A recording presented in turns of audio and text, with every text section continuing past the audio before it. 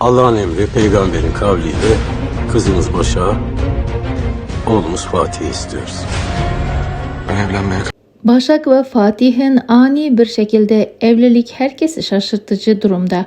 Nilay da iğneleyici laflarıyla sayıyor. Abdullah da bu evliliği kesinlikle istemiyor.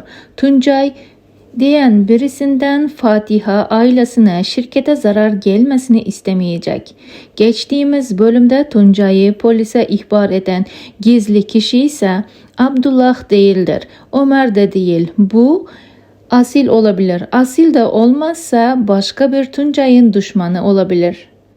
Hikmet'in de adamları olabilir. Çünkü Hikmet'in de geçmişi kendi anlattığı gibi ferah değildir. Zaman geçtikçe Ömer nasıl bir belaya bulaştığını fark eder ama iş işten geçmiş olacak.